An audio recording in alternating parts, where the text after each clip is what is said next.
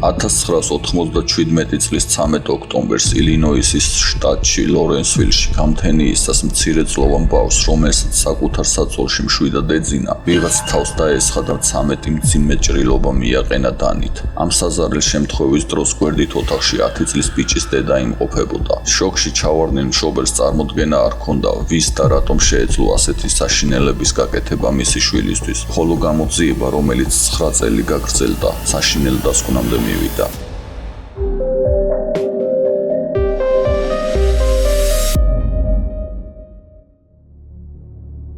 1997 წლის 13 ოქტომბერს გამთენიისას შეშინებულმა ქალმა ჯული რია ჰარპერმა მიირბინა მეზობლის სახლთან. ის კარზე გამეტებით აბრახუნებდა და სასოწარკვეთილი ყვიროდა, რომ მისი შვილი ჯოელ კირკპატრიკი გაიტაცეს. მეზობელმა სასწრაფოდ დაარეკა 911-ში და რამდენიმე წუთში პოლიციაც მოვიდა. ჯული რიამ პოლიციას უთხრა, რომ მისი შვილი ჯოელი გაიტაცეს. მისი აზრით ორი გამტაცებელი იყო, რომელთაგან ერთ-ერთი თვითონ დაინახა. სანამ ჯული რია მეზობელთან იყო, პოლიცია ჯულის სახლის დასათვალიერებლად წავიდა, მაგრამ მათ ვერ შეძლეს სახლში შესვლა, რადგან სახლის მთავარი შესასვლელი ჩაკეტილი იყო. პოლიციამ სახლს შემოუარა გარშემო და აღმოაჩინა სახლში კიდევ ერთი შესასვლელი კარი ეზოს მხრიდან, რომლის მინაც ჩამსხვრეული იყო. სახლში შესვლისას პოლიციამ დერეფანში სისხლიანი დანა აღმოაჩინა. პოლიციელმა გზა გააგრძელა და ბავშვის ოთახში შევიდა. როცა შუქი აანთო, ოთახში საშინელი სანახაობა დახვდა. საწოლსა და კედელს შორის იატაკზე სისხლის გუბეში იწვა 10 წლის ჯოელ კირკპატრიკი. მას მრავლობითი ჭრილობა ჰქონდა ბასრის საგნით მიყენებული კულმკერდის არეში. ჯოელი ჯერ კიდევ ცოცხალი იყო და ძლივს სუნთქავდა. პოლიციამ სასწრაფო დახმარება გამოიძახა, მაგრამ ექიმებმა თავდაუზოგავი მცდელობის მიუხედავად ჯოელის გადარჩენა ვერ შეძლეს და ბავშვი მიყენებული ჭრილობებისგან გარდაიცვალა.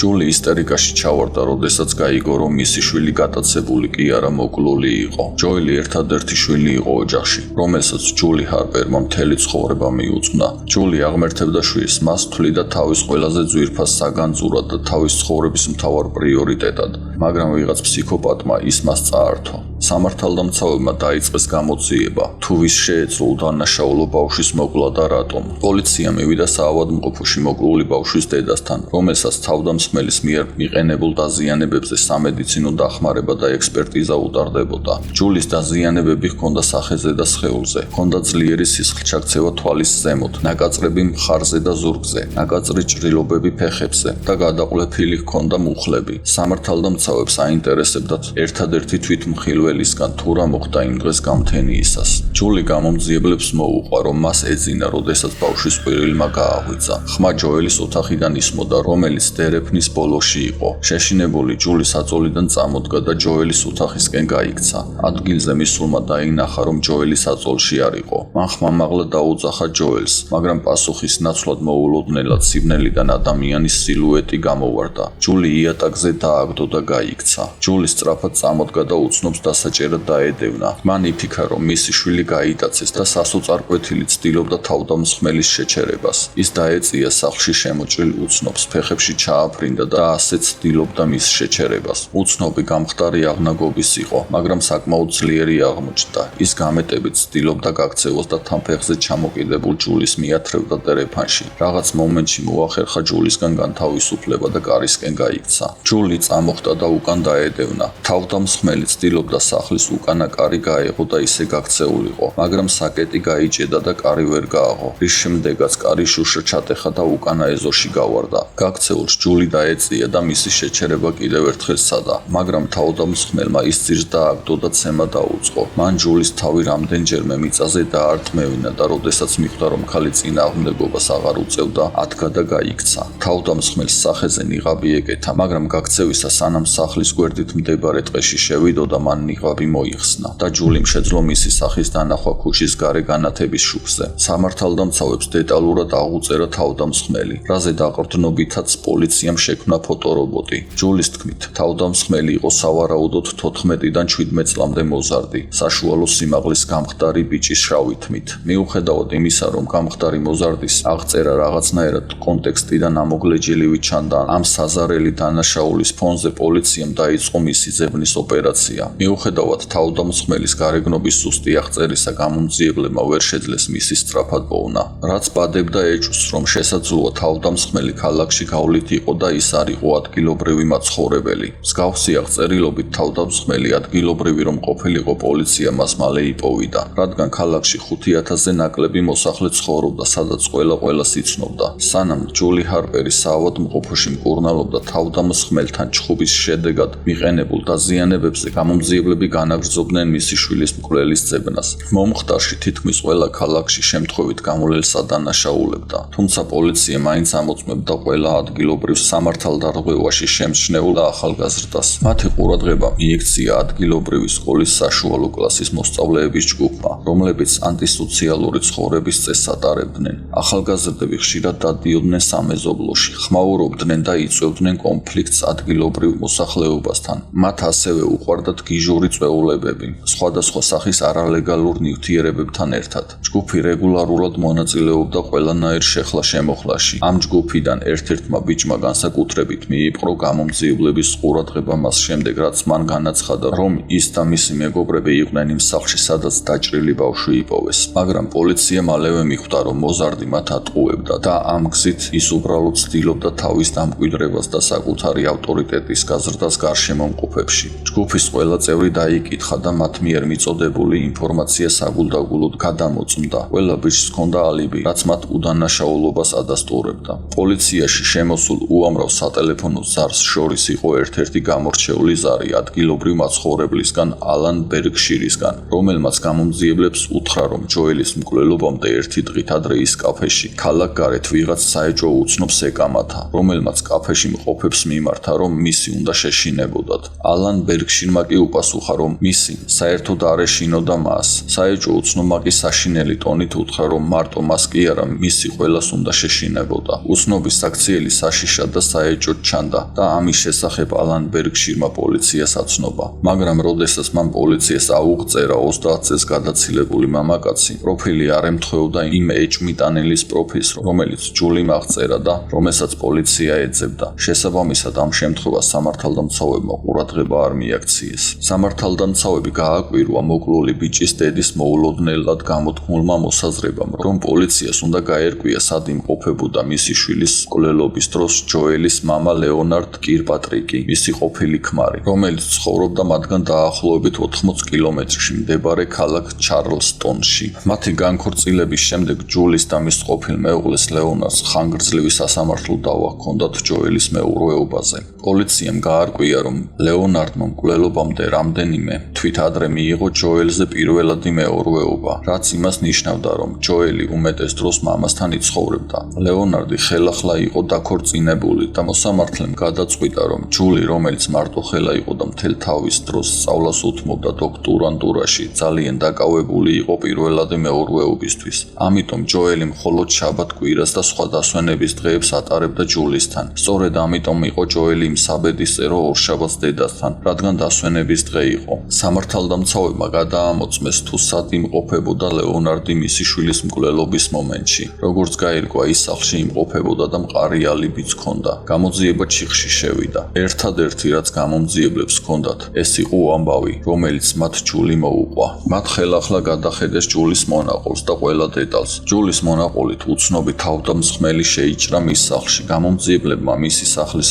შემოწმებისას უკანა კარის ჩამტვრეული შუშა აღმოაჩინეს, მაგრამ არ არსებობდა არანაირი მტკიცებულება, რომ ეს იყო თავდამსხმელის მიერ გაკეთებული. პოლიცია ასევე დაინტერესდა მკვლელობის იარაღით, რომელიც იყო ჯულის ერთ-ერთი სამზარეულოს დანა. მათთვის საეჭვო იყო ის ფაქტი, თუ რატომ შევიდოდა თავდამსხმელი სახლში შუაღამისას უიარაღოდ, რომ მოეკლა 10 წლის ბიჭი და სხვა ზრდასრული ადამიანი ცოცხალი დაეტოვებინა. პოლიციას გაუჩნდა ეჭვი, რომ აქ რაღაც რიგზე არ იყო. გამომძიებლებმა ასევე გადახედეს ჯულის მიერ მოყოლილ ისტორიას თავდამსხმელთან ბრძოლის შესახებ. არც აქ იყო მტკიცებულებები. სახლში სრული წესრიგი იყო. კედლიდან არაფერი იყო ჩამოვარდნილი. პორტრეტები თავის ადგილზე იყო. არაფერი იყო გატეხილი ან დაზიანებული, რაც მოსალოდნელია იმ შემთხვევაში, როცა ორი ადამიანი ჩხუბობს. ის დაზიანებებიც კი, რომელიც ჯული ამტკიცებდა, რომ მან თავდამსხმელთან ჩხუბის დროს მიიღო, გამომძიებლებს საეჭვოდ მიაჩნდათ. პოლიცია ფიქრობდა, რომ ის შესაძლოა ყოფილიყო თვითდაზიანებები თავდამსხმელთან მისი ბრძოლის ამბის დასადასტურებლად. ჯულის მონათხრობი თავდამსხმელზე გამოძიებისთვის უკვე ძალიან საეჭვოდ ჩანდა და გამომძიებლებმა საშინელი ვერსიის განხილვა დაიწყეს. ადამიანების უმეტესობისთვის დედის მიერ საკუთარი შვილის მოკლა წარმოუდგენელი იყო, მაგრამ ყველა მტკიცებულება ჯულიზე მიუთითებდა. პოლიციამ გადაწყვიტა კიდევ ერთხელ დაეკითხა ჯული რია, მაგრამ ამჯერად მას არა როგორც მსხვერპლს, არამედ როგორც ეჭმიტანილს ისე უყურებდნენ. ჯული უარყოფდა ბრალდებას და განაგრძობდა იმის მტკიცებას, რომ უცნობი თავდამსხმელი შეიჭრა მის სახლში და მან მოუკლა შვილი. პოლიციამ ჯულის თხოვა სიცრუის დეტექტორზე ტესტის ჩაბარება. ჯულიმ სიცრუის დეტექტორზე წარმატებით გაიარა ტესტი, რის შემდეგაც მას მეორედ სთხოვეს ტესტის გავლა. მან მეორედაც გაიარა ტესტი, რის მიხედვითაც მტკიცდებოდა, რომ იგი სიმართლეს ამბობდა, თუმცა გამომძიებლები კვლავ ეჭობდნენ მასზე, რომ რაღაც გზით ატყუებდა სიცრუის დეტექტორს და ის იყო საკუთარი შვილის მკვლელი. სასამართლო პროცესი 2002 წლის გაზაფხულზე დაიწყო. პროკურორები ამტკიცებდნენ, რომ ჯულის ამბავი თავდამსხმელის შესახებ სიცრუე იყო. მათი თქმით შეუძლებელი იყო ვინმეს შეჭრა სახლში, რომელიც ჩაკეტილი იყო მტკიცებულებების დატოვების გარეშე. მათ ასევე სთხოვეს ნაფიც მსაჯულებს დაფიქრებულიყვნენ იმაზე, რომ დანაშაულის ადგილი სისხლით იყო დაფარული, თუმცა თავდამსხმელს, რომელზეც ჯული ყვებოდა, არანაირი კვალი არ დაუტოვებია. და თუ თავდამსხმელი, რომელიც როგორც ჯული ამბობდა, იმ ოთახიდან გამოვარდა, სადაც დაჭრილი ბავშვი სისხლის გუბეში იწვა და ყველგან სისხლი იყო, სისხლის კვალს აუცილებლად დატოვებდა გაქცევის შემდეგ მთელ დერეფანში. პროკურორები ამტკიცებდნენ, რომ ჯული მოკლა თავისი შვილი და შემდეგ შეეცადა ყველაფერი ისე მოეწყო, რომ ეს ყველაფერი ვიღაცის სახლში შეჭრას და თავდასხმას დამსგავსებოდა. მათ ასევე განაცხადეს, რომ ის დაზიანებების სხეულზე, რომელიც ჯულის თქმით თავდამსხმელთან ჩხუბის დროს მიიღო, ეს იყო თვითდაზიანებები, რომელიც ჯულიმ თავის გამოგონილი ისტორიის მეტი დამაჯერებლობისთვის თვითონ მიიყენა. პროკურორების თქმით, ერთადერთი ადამიანი, ვისაც შეეძლო ამ დანაშაულის ჩადენა, იყო ჯული. ბრალდების მხარე თვლიდა, რომ ჯულიმ ასევე უკანა კარის შუშაც თვითონ ჩატეხა. ამტკიცებდნენ, რომ ჯულის ისტორია მისი ჩხუბის შესახებ თავდამსხმელთან სიცრუე იყო. ბრალდების მხარე ამტკიცებდა, რომ უკანა ეზოში ნამიან ბალახზე არანაირი ჩხუბის კვალი არ იყო და ჯული იტყუებოდა თავდამსხმელთან ეზოში ჩხუბის შესახებ. პროკურატურამ სასამართლოში გამოიძახა ჯულის ყოფილი ქმარი ლეონარდი, რომელმაც ნაფიც მსაჯულებს განუცხადა, რომ თვლიდა, რომ ჯული იმდენად გაბრაზებული იყო ბავშვის მეურვეობის საკითხთან დაკავშირებით, რომ იგი შეიშალა. ლეონარდმა ყოფილ მეუღლეს უწოდა ძალიან გაბოროტებული და არასტაბილური ადამიანი. მისი ჩვენების ყველაზე უჩვეულო ნაწილი იყო, როდესაც მან თქვა, რომ ჯულის უცნაური აკვიატება ჰქონდა ციფრ 13-ზე. მან თქვა, რომ შემთხვევითი არ იყო, რომ ჯოელი მოკლეს 13 ოქტომბერს. ჯული 13 დეკემბერს დაიბადა. ასევე ჯულის დაჟინებული მოთხოვნით დაქორწინდნენ 13-ში. ჯოელი დაიბადა 13 ივლისს და მოკლეს 13 ოქტომბერს. ლეონარდი ამტკიცებდა, რომ ჯული ცუდი დედა იყო. მიზეზი კი მისი თქმით ის იყო, რომ ჯულის არასოდეს სურდა დედა გამხდარიყო. მას აბორტის გაკეთება სურდა, როცა გაიგო, რომ ორსულად იყო ჯოელზე. თუმცა ჯული ამ ყველა ბრალდებას უარყოფდა და ამბობდა, რომ მისი ყოფილი ქმარი ცრუობდა. სამხრეთ-აღმოსავლეთ ილინოისის კონსერვატიულ რეგიონში, სადაც სასამართლო პროცესი გაიმართა, აბორტი საკმაოდ საკამათო საკითხი იყო და ჯული ამტკიცებდა, რომ ლეონარდის ჩვენება ნაფიც მსაჯულთა პროვოცირების მიზნით იყო შექმნილი, რათა ნაფიც მსაჯულებს ეფიქრათ, რომ მას თუ ერთხელ უნდოდა შვილის მოკლა, ამას მეორედაც გააკეთებდა. ჯული უარყოფდა მის მიმართ წარდგენილ ყველა ბრალდებას და ჯიუტად იმეორებდა, რომ თავდამსხმელი შეიჭრა მის სახლში და მოუკლა 10 წლის შვილი. ორკვირიანი სასამართლოს შემდეგ საქმე ნაფიც მსაჯულებს გადაეცა. 5 საათიანი განხილვის შემდეგ ნაფიც მსაჯულებმა ჯული რია ჰარპერი დამნაშავედ სცნეს შვილის მკვლელობაში, რის შემდეგაც სასამართლომ 65 წელი მიუსაჯა. ჯულის საქმე მედიის დიდი ინტერესი გამოიწვია. უამრავი ადამიანი ეჭვქვეშ აყენებდა სასამართლოს გადაწყვეტილებას. საზოგადოებაში უცნაურად მიაჩნდათ ის ფაქტი, რომ ქალი, რომელსაც ყველა კარგ და მოსიყვარულე დედად იცნობდა და რომელსაც შვილის მოკლის მიზეზი არ ჰქონდა სასამართლომ ის დამნაშავედ ცნო. საზოგადოებაში გაჩნდა ეჭვი, რომ აქ რაღაც რიგზე არ იყო. ტელევიზიით გაშუქებული ამბავი ნახა ამერიკელმა მწერალმა დაიან ფენინგმა. იმ დროს ფენინგი ამთავრებდა წიგნს ტეხასში სიკვდილმისჯილ სერიული მკვლელის ტომი ლინ სელსის შესახებ.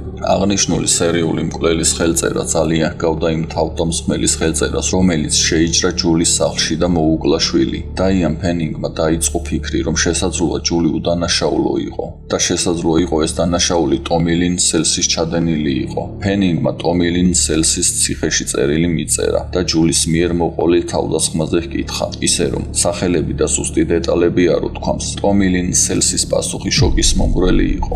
ის ფენინგს წერდა, რომ ეს იყო რამდენიმე დღით ადრე, ვიდრე ის ჩაიდენდა შემზარავ დანაშაულს სპრინგფილდში და ვარაუდობდა, რომ ეს იყო 13 რიცხვში. სწორედ იმ დღეს, როცა ჯოელ კირკპატრიკი მოკლეს, ორი დღით ადრე მისურის შტატში მან მოკლა 13 წლის გოგონა, რომელი დანაშაულიც მას უკვე აღიარებული ჰქონდა. დაიან ფენინგმა კიდევ ერთხელ მიწერა და ჰკითხა, ვინმესგან ხომ არ ჰქონდა ინფორმაცია ან ნანახი ხომ არ ჰქონდა მედიაში რაიმე ჯოელის მკვლელობის შესახებ. მან უპასუხა, რომ მისთვის არავის არაფერი უთქვამს ამ დანაშაულის შესახებ და რომ მან იქ ბევრი მკვლელობა ჩაიდინა და ამ დანაშაულებისთვის კისოსებს მიღმა სხვა უდანაშაულო ადამიანები იმყოფებოდნენ. 1999 წელს დაპატიმრების შემდეგ ტომი ლინ სელსმა აღიარა ათობით მკვლელობა. სამართალდამცავებმა მისთვის დანაშაულის დამტკიცება 20-ზე მეტ საქმეში შეძლო, მაგრამ იყო კიდევ ბევრი დანაშაულები, რომელიც ვერ დაუმტკიცეს და მას აქამდე არასოდეს ჰქონდა ნახსენები ჯოელ კილპატრიკზე თავდასხმა.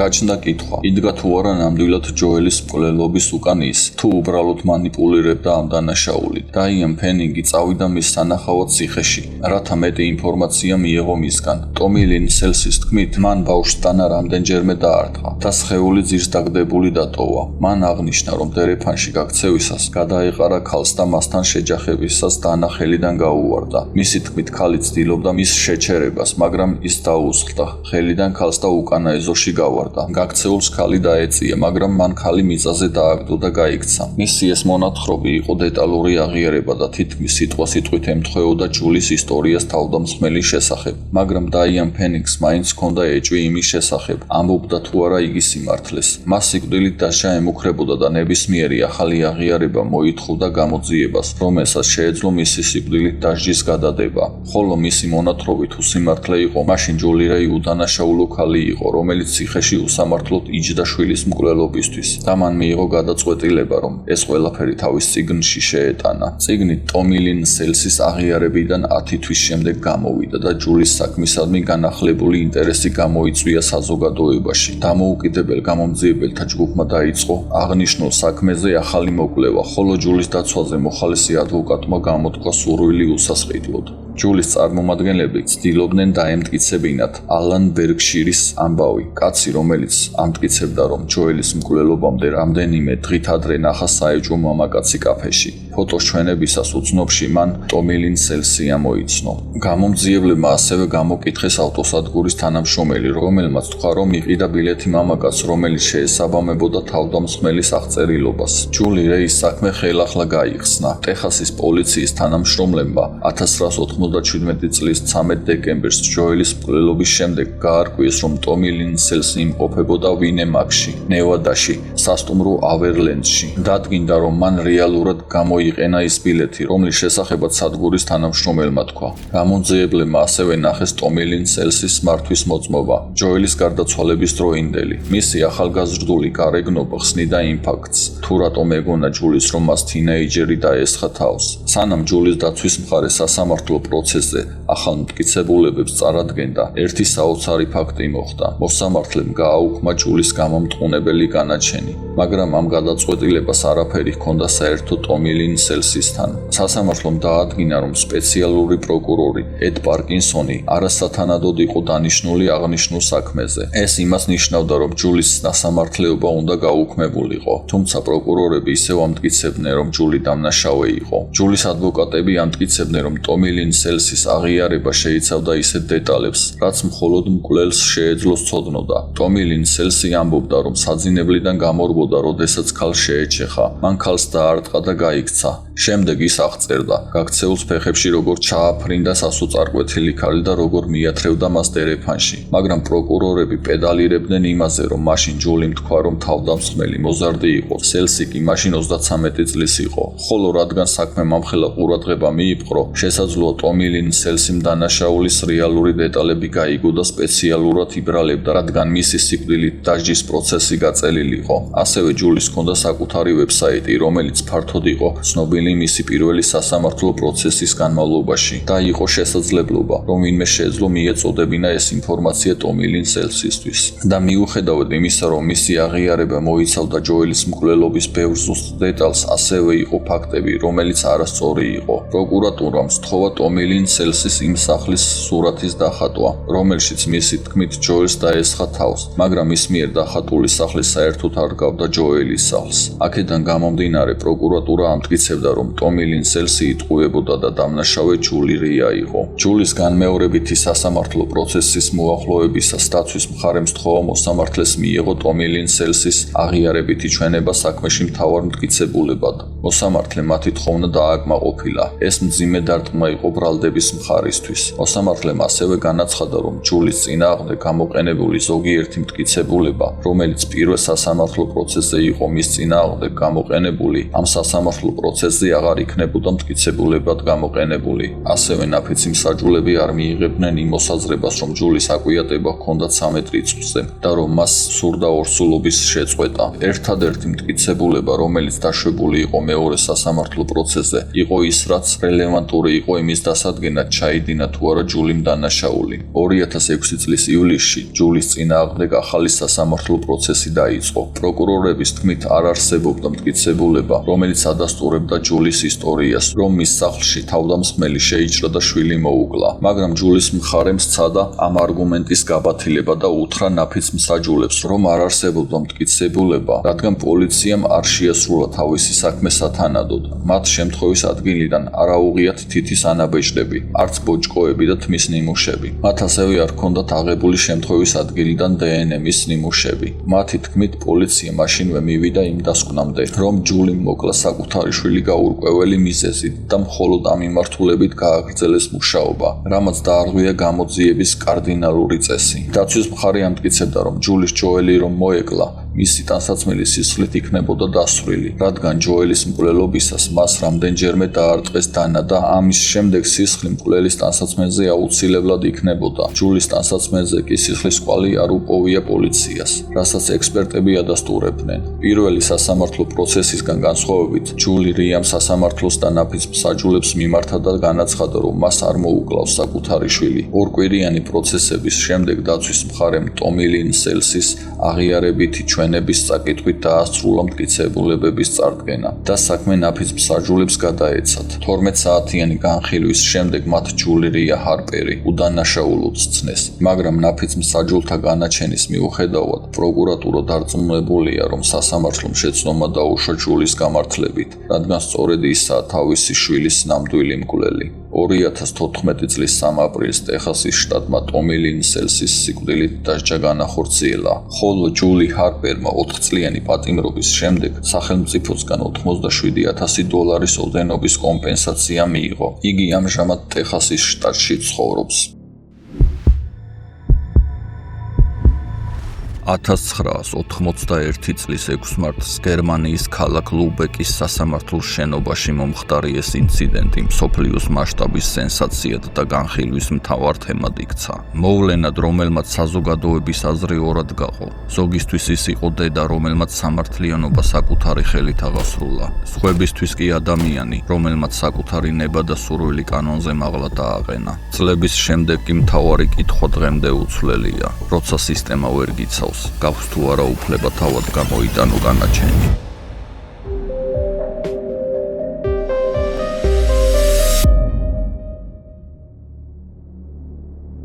1980 წლის 5 მაისს გერმანიის ქალაქ ლუბეკის პოლიციაში ახალგაზრდა ქალმა დარეკა დააცნობა, რომ მისმა საქმრომ კლაუს გრაბოვსკიმ მასთან საუბარში აღიარა, რომ 7 წლის გოგონა მოკლა და მისი ცხედარი სახლში ჰქონდა დამალული. პოლიცია დაუყოვნებლივ მივიდა გრაბოვსკის საცხოვრებელ მისამართზე, თუმცა სახლში არც თავად გრაბოვსკი დახვდათ და ვერც გოგონას ცხედარი იპოვეს. მაგრამ ჩხრეკის დროს ბინაში მათ აღმოაჩინეს გრაბოვსკის მიერ დაწერილი წერილი, რომელშიც ის საცოლეს თხოვდა, არ მიეტოვებინა და ეხვეწებოდა, მისულიყო ადგილობრივ ბარში, სადაც დაელოდებოდა და ყველაფერს აუხსნიდა. ამ ინფორმაციის საფუძველზე სამართალდამცველები აღნიშნულ ბარში მივიდნენ. მათი მისვლიდან მცირე ხანში იქ თავად კლაუს გრაბოვსკიც გამოჩნდა, რის შემდეგაც იგი ადგილზე დააკავეს და დაკითხვაზე პოლიციის განყოფილებაში გადაიყვანეს.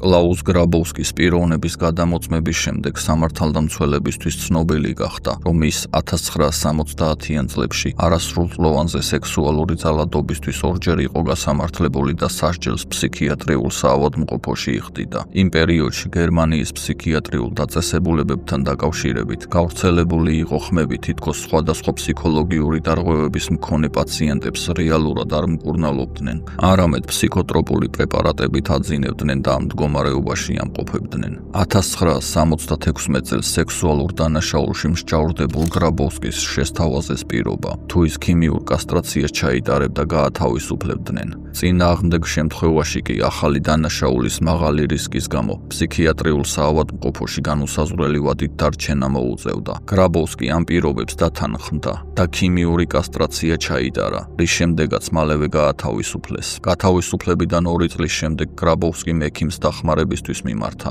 რადგან ჩატარებული კასტრაციის შედეგად მისი ჰორმონების დონე უკიდურესად დაბალი იყო. მან მალულად ჰორმონოთერაპიის კურსი ჩაიტარა, რის შედეგად სრულიად გამოჯანმრთელდა. დაკითხვაზე კლაუს გრაბოვსკიმ მკვლელობა აღიარა და გამომძიებლებს მოუყვა, რომ ანა მის სახლთან ახლოს ცხოვრობდა და ხშირად სტუმრობდა, რათა მის კატებთან ეთამაშა. გრაბოვსკის ჩვენების თანახმად 5 მაისს, როდესაც გოგონა კატებთან სათამაშოდ მასთან მივიდა, მას დაემუქრა. მისი თქმით, გოგონამ უთხრა, რომ თუ ფულს არ მისცემდა, ის დედას ეტყოდა, რომ თითქოს გრაბოვსკიმ მასზე სექსუალურად იძალადა. გრაბოვსკის თქმით, ამ შანტაჟმა ძალიან შეაშინა, რადგან წარსულში უკვე გასამართლებული იყო არასრულწლოვანზე სექსუალურ ძალადობისთვის და დარწმუნებული იყო, რომ ის უდანაშაულობას არავინ დაიჯერებდა. ამიტომ როგორც თვითონ ამტკიცებდა, სასოწარკვეთილებაში ჩავარდნილმა გაუაზრებელი გადაწყვეტილება მიიღო. სკამზე დადებული საცოლის კოლგოტი აიღო და გოგონა დაახრჩო. შემდეგ ანას სხეული ყუთში ჩატენა და ქალაქთან ახლოს მდებარე წყლის არხთან დატოვა. როდესაც გამომძიებლები მივიდნენ გრაბოვსკის მიერ მითითებულ ადგილას, მათ მართლაც იპოვეს ყუთი, სადაც ანას გაკოჭილი სხეული იყო ჩატენილი. ცხედარი ექსპერტიზის ბიუროში დაიყვანეს. ჩატარებული ექსპერტიზის შედეგად გაირკვა, რომ გოგონა ჯერ გაუპატიურებული იყო და შემდეგ მოკლული. გრაბოვსკის ჩვენება თავიდანვე საეჭვოდ მიაჩნდა გამომძიებლებს, განსაკუთრებით იმის მტკიცება, რომ თითქოს 7 წლის ანა მას აშანტაჟებდა და ეს გახდა მკვლელობის მოტივი.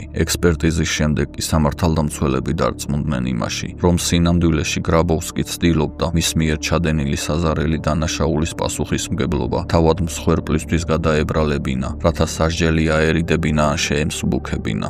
მოკლული გოგონას ვინაობის გადამოწმებისას გამომძიებლებმა გაარკვიეს, რომ წინა დღეს პოლიციაში შვილის გაუჩინარების შესახებ ახალგაზრდა მარტოხელა დედამ მარიან ბახმაიერმა შეატყობინა. სამართალდამცველები დაუკავშირდნენ მას, მომხდარის შესახებ აცნობეს და პოლიციის განყოფილებაში მისვლას თხოვეს შვილის ამოსაცნობად. ამ საზარელი ამბით შოკირებული ქალის რეაქცია ძალიან უცნაურად მოეჩვენა პოლიციას, რადგან ქალი უარზე იყო განყოფილებაში მისვლაზე, რათა შვილის სხეული ამოეცნო. პოლიციას მსგავსი შემთხვევა აქამდე არასდროს ჰქონდა, ამიტომ დედის ასეთი ქცევა მათთვის სრულიად გაუგებარი იყო და არ იცოდნენ როგორ ემოქმედათ მსგავს ვითარებაში.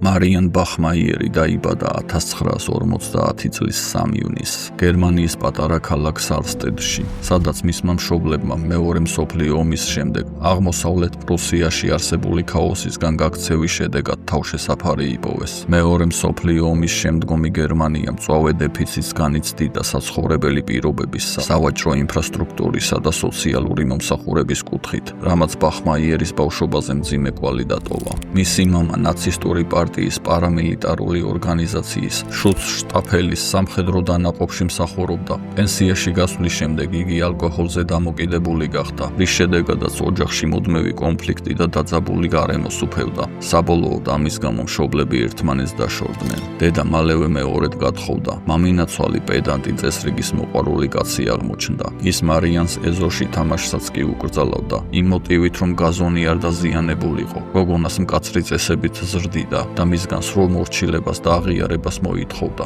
ბახმაიერი შეძლების დაგვარად ეწინააღმდეგებოდა მამინაცვლის ამ დამოკიდებულებას და კატეგორიულად უარს ამბობდა მისთვის მამის დაძახებაზე, რის გამოც იგი ისჯებოდა. დაჟის მეთოდები კი ხშირად ფიზიკურ ძალადობასაც მოიცავდა. მსგავს კონფლიქტებში დედა ყოველთვის ქმრის მხარს იჭერდა, რის გამოც ბახმაიერი საკუთარ სახლშიც კი სრულიად დაუცველი იყო. 15 წლის ასაკში მარიანს თანატოლი ბიჭი ჰერმანი შეუყვარდა. ამ ურთიერთობას ის ოჯახში მალავდა, რადგან იცოდა, რომ დედისა და მამინაცვლისთვის ეს მიუღებელი იქნებოდა. 1966 წელს 16 წლის ასაკში ბახმაიერი დაფეხმძიმდა. ამ ამბავს ოჯახში უკიდურესად მწვავე რეაქცია მოყვა. დედა გოგონას ფეხმძიმობას დიდ სირცხვილად აღიქვამდა და თვლიდა, რომ ეს ოჯახის რეპუტაციას ჩრდილს აყენებდა. საბოლოოდ კი ამის გამო დედამ და მამინაცვალმა ფეხმძიმე გოგონას ახლიდან გააგდეს. უსახლკაროდ და უსახსროდ დარჩენილი გოგონა მძიმე მდგომარეობაში აღმოჩნდა. მის შეყვარებულს მშობლებმა მასთან ქორწინების ნება არ მისცეს და ოჯახური ზეწოლის შედეგად ბიჭმა ფეხმძიმე გოგონა მიატოვა. თავშესაფრის გარეშე სრულიად მარტო დარჩენილი გოგონა მალევე მარტოხელა დედათა თავშესაფარში აღმოჩნდა, სადაც იმ დროისთვის ძალიან ცუდი პირობები იყო. იქ არ არსებობდა არც ფსიქოლოგიური დახმარება და არც სოციალური რეაბილიტაციის პროგრამები. 1967 წელს მარიანს გოგონა შეეძინა. მიუხედავად იმისა, რომ მას ძალიან სურდა დედობა, ის აცნობიერებდა, რომ ბავშვისთვის ელემენტარული პირობების უზრუნველყოფაც კი არ შეეძლო. ამის გამო მას არც ბავშვის წამოყვანის საშუალება ჰქონდა და არც უფლება, რის შედეგადაც მისი უკიდურესად მძიმე სოციალური მდგომარეობიდან გამომდინარე ის იძულებული გახდა ბავშვის გაშვილების საბუთებზე ხელი მოეწერა. 18 წლის ასაკში მარიან ბახმაიერს კვლავ შეუყვარდა ახალგაზრდა მამაკაცი, რომლისგანაც მალევე დაფეხმძიმდა. როგორც წინა შემთხვევაში, მას არც ოჯახისგან ჰქონდა მხარდაჭერა და არც პარტნიორისგან, რადგან ახალგაზრდა კაცი თავადაც უსახლკარო იყო. წყვილი დროებით სამუშაოებზე მუშაობდა, ღამეს კი იქ ათენებდნენ, სადაც შეძლებდნენ. მშობიერობამდე ცოტა ხნით ადრე ბახმაიერის ცხოვრებაში კიდევ ერთი მძიმე ტრაგედია დატრიალდა. მან შემთხვევით გაიგო, რომ დედა და მამინაცვალი ქალაქ გარეთ ისვენებდნენ, რის შემდეგაც გადაწყვიტა რამდენიმე ღამე ჩუმად გაეთენებინა მათ სახლში, რადგან სხვა წასასვლელი არ ჰქონდა. ხოლო ერთ ღამეს, როცა მისი შეყვარებული სახლში არ იმყოფებოდა, მეზობელი მამაკაცი სახლში შეიჭრა და იარაღის მუქარით მასზე სექსუალურად იძალადა. მიუხედავად მძიმე შოკისა და ფეხმძიმობით გამოწვეული ემოციური მდგომარეობისა, გოგონამ ძალა მოიკრიბა და მომხდარის შესახებ სამართალმცველებს შეატყობინა. მამაკაცი მალევე დააკავეს, თუმცა დაკითხვისას მან დანაშაული უარყო და ყველაფერი მარიანს გადააბრალა. ის ამტკიცებდა, რომ ურთიერთობა გოგონას თანხმობით მოხდა. იმ პერიოდში მსგავსი ტაქტიკა ხშირი იყო და არაერთი მოძალადი ამ გზით თავს არიდებდა პასუხისმგებლობას. მომხდარის შესახებ, როდესაც ბახმაიერის შეყვარებულმა გაიგო, მან გოგონა მიატოვა. მარიან ბახმაიერი კვლავ მარტოხელა დედათა თავშესაფარში აღმოჩნდა და მიუხედავად დედობის ძლიერი სურვილისა, ის კიდევ ერთხელ იძულებული გახდა ბავშვის გაშვილების გადაწყვეტილება მიეღო, რადგან მის მდგომარეობაში ბავშვისთვის ელემენტარული პირობების შექმნა შეუძლებელი იყო. 22 წლის ასაკში ბახმაიერის ცხოვრებაში პირველად გამოჩნდა სტაბილურობის ნიშნები. მან ადგილობრივ ბარში დაიწყო მუშაობა და პატარა ბინა იქირავა. ეს იყო პირველი შემთხვევა, როცა სახლიდან გაძევების შემდეგ საკუთარი საცხოვრებელი და მუდმივი სამსახური ჰქონდა. თანამშრომლებსა და სტუმრებს იგი ძალიან უყვარდათ და პატივს სცემდნენ, რადგან მისი მძიმე ცხოვრების მიუხედავად, მარიან ბახმაიერი მხიარული და კეთილი ადამიანი იყო. ბარში მუშაობის პერიოდში მის ცხოვრებაში ახალი მამაკაცი გამოჩნდა, დაწესებულების მენეჯერი. მათი ურთიერთობის დაწყებიდან მალევე გოგონა დაფეხმძიმდა. მიუხედავად იმისა, რომ ბავშვის მამამ იგი მალე მიატოვა, მან გადაწყვიტა ბავშვი გაეჩინა. მისი ეს გადაწყვეტილება არა ურთიერთობის სიმყარეზე, არამედ მის ძლიერ სურვილზე, ბოლოს ბოლოს და ბოლოს დედა გამხდარიყო იყო დაფუძნებული, რადგან მას მთელი ცხოვრება არ ასვენებდა. ორი იძულებით გაშვილებული ბავშვის გახსენება და აღარ უნდოდა მესამეც დაეკარგა. 1972 წლის 14 ნოემბერს მარიან ბახმაიერს გოგონა შეეძინა, რომელსაც ანა დაარქვა. ბავშვის მოვლაში მას ვერავინ ეხმარებოდა, რის გამოც მარტოხელა დედა ანას ყოველდღიურად ბარში თანატარებდა. გვიან ღამემდე მუშაობის გამო სანამ დედა სტუმრებს ემსახურებოდა, ბავშვი ხშირად ბარში იძინებდა. მარიანა აცნობიერებდა, რომ ხმაური, სიგარეტის კვამლი და ღამის ბარის გარემო ბავშვისთვის შესაფერისი არ იყო. ამის გამო კი იგი ფიქრობდა ანას მინდობით აღზრდაში გადაცემაზე, თუმცა წარსული გამოცდილების გამო ამ მძიმე გადაწყვეტილებამდე მისვლა უჭირდა. მარიან ბახმაიერი ყველაფერს აკეთებდა, რომ ანას გაჭირვება არ ეგრძნო. ღამეებს დაუღალავად მუშაობდა. დილით კი გადაღლილი ბრუნდებოდა სახლში და ძალა გამოცლილი იძინებდა. 1980 წლის 5 მაისს ღამის ცვლიდან დაბრუნებულ დედასა და შვილს სამზარეულოში კამათი მოუვიდათ, რის შემდეგაც მარიანს მალევე ჩაეძინა. ცხოვრების რეჟიმიდან გამომდინარე 7 წლის ანა უკვე დამოუკიდებელი ბავშვი იყო იმ დროისთვის. დილით თვითონ იმზადებდა საუზმეს, ჭამდა და სკოლაში მიდიოდა. იმ დილით კი დედასთან კამათის შემდეგ ანა გაბუტული იყო და მის ჯინაზე გადაწყვიტა სკოლაში არ წასულიყო და სკოლის ნაცვლად ქუჩაში სათამაშოდ გავიდა. როცა მარიან ბახმაიერმა გაიღვიძა, ანა სახლში აღარ იყო. თავიდან იფიქრა, რომ ბავშვი სკოლაში იმყოფებოდა. როცა ანა სკოლის დამთავრების შემდეგაც არ გამოჩნდა, დედამ ივარაუდა, რომ მეგობართან შეიარა ან გზაში შეყომდა, მაგრამ როცა ბავშვმა იმაზე მეთხანს დააგვიანა, ვიდრე მას ჩვეოდა, მარიანა პანიკაში ჩავარდა. მან ყველა შესაძლო ადგილი მოიკითხა. სკოლაში დარეკა, მეზობლებს ესაუბრა, თუმცა იმ დღეს ანა არავის ენახა. ხოლო როდესაც შვილის კვალს ვერსად მიაგნო, შეშინებულმა დედამ ბავშვის გაუჩინარების შესახებ პოლიციაში ატყობინა. როდესაც სამართალდამცველები მარიან ბახმაიერს დაუკავშირდნენ და ანას შესახებ აცნობეს, ამ საშინელმა ამბავმა იგი შოკში ჩააგდო. მარიანს საკუთარი თავი სძულდა იმის გამო, რომ ოდესღაც შვილის მინდობით აღზრდაში გადაცემაზე ფიქრობდა, ხოლო შვილთან ბოლო კამათის გახსენება მას ძალიან ტანჯავდა. გოგონას დაკრძალვა რამდენიმე დღის შემდეგ გაიმართა. ცერემონიას ბარის ყველა თანამშრომელი, მარიანას მეგობრები და უბრალო ნაცნობებიც დაესწრნენ. დედამ 2 ადგილიანი საფლავი შეუკვეთა. მისი ეს გადაწყვეტილება ყველასთვის გასაგები იყო. დრო რომ დადგებოდა, ის შვილის გვერდით დაიმარხებოდა. შვილის დაკრძალვის შემდეგ მარიან ბახმაიერის ცხოვრება რადიკალურად შეიცვალა. იგი სახლიდან თითქმის აღარ გამოდიოდა. ანა მისი ცხოვრების ერთადერთი აზრი იყო და მისი დაკარგვის შემდეგ ყველაფერი უაზროდ ეჩვენებოდა. ქალი, რომელმაც მთელი ცხოვრების განმავლობაში უამრავი ტკივილი და დანაკარგი გადაიტანა, ვერ ეგუებოდა იმ ფაქტს, რომ მისი ქალიშვილი მის გვერდით აღარ იყო. მის შინაგან ტანჯვას კი კიდევ უფრო ამძიმებდა დამნაშავის სასამართლო პროცესის მოლოდინი, რომელიც მისთვის უსასრულო და უსაშველო მარადიულობას ჰგავდა.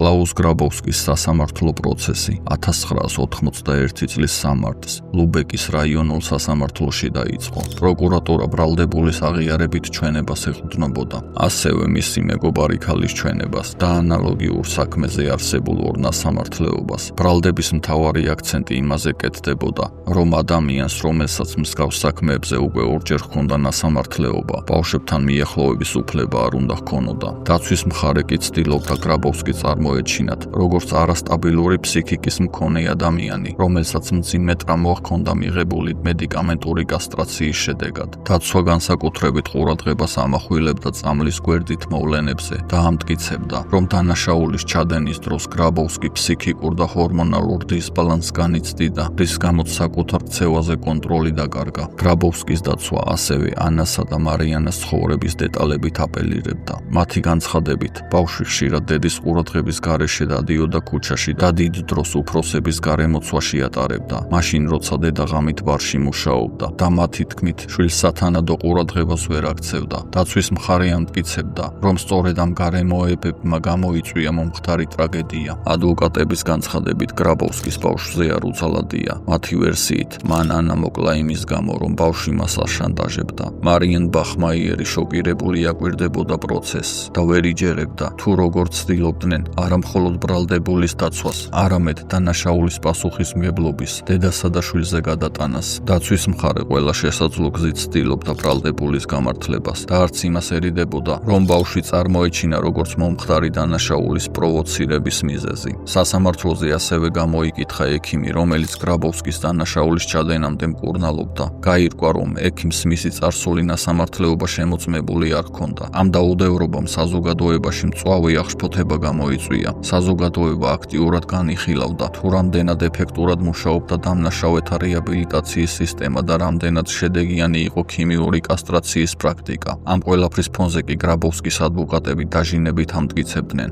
რომ ჩადენილი დანაშაული ჰორმონოთერაპიის გვერდითი ეფექტის შედეგი იყო. გრაბოვსკის ასევე ჩაუტარდა ფსიქოლოგიური ექსპერტიზა, რომლის შედეგად დადგინდა, რომ დანაშაულის ჩადენის მომენტში ის საღგონებაზე იყო და სრულიად აცნობიერებდა საკუთარი ქმედების სიმძიმეს. მარიენ ბახმაიერი სასამართლო პროცესის განმავლობაში მუდმივ ფსიქოლოგიური ზეწოლის ქვეშ იმყოფებოდა. მას უწევდა იმის მტკიცება, რომ მისი შვილი მკვლელობის პროვოცირების მიზეზი კი არა 7 წლის პატარა გოგონა იყო, რომელიც უბრალოდ არასწორ ადამიანს ენდო. მოსამართლე ხშირად უსვამდა ბახმაიერს უხერხულ კითხვებს, რის გამოც იქმნებოდა შთაბეჭდილება, თითქოს პროცესზე მას ასამართლებდნენ და არა იმ ადამიანს, რომელმაც შვილი მოუკლა.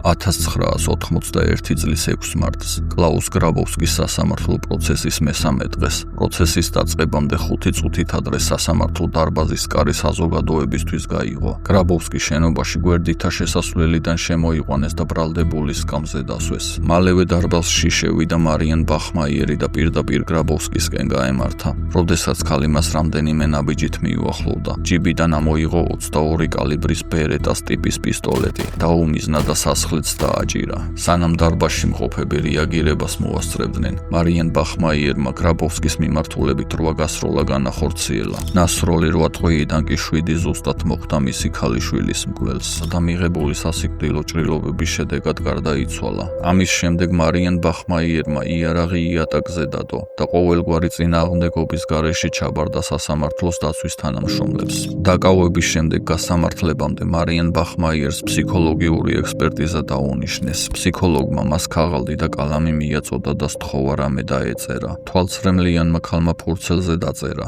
ეს მე შენთვის გავაკეთე, ანა. წარწერის ქვემოთ კი 7 გული დახატა, რომლებიც შვილის სიცოცხლის თითოეულ წელს აღნიშნავდა. ფსიქოლოგიური გამოკვლევის დასრულების შემდეგ ექსპერტიზის დასკვნით დადგინდა, რომ ბახმაიერი ფსიქიკურად ჯანმრთელი ადამიანი იყო. სასამართლოს დარბაზში მომხდარი ეს ინციდენტი მალევე მსოფლიოს სენსაციად იქცა და უდიდესი გამოხმაურება გამოიწვია როგორც მედიაში, ისე საზოგადოებაში. ადამიანების უმრავლესობა, განსაკუთრებით მშობლები, უთანაგრძნობდნენ მარიენ ბახმაიერს და აცხადებდნენ, რომ მის ადგილზე თავადაც ზუსტად ასე მოიქცეოდნენ. 1992 წლის ნოემბერში დაიწყო მარიენ ბახმაიერის სასამართლო პროცესი. სასამართლოს შენობასთან ადამიანები რიგებად იდგნენ. მასობრივი ინფორმაციის საშუალებებისთვის ეს წლის სასამართლო პროცესი იყო. ყველგან საუბრობდნენ იმაზე, თუ როგორ ესროლა ახალგაზრდა მარტოხელა დედამ სასამართლო დარბაზში საკუთარი ქალიშვილის მკვლელს.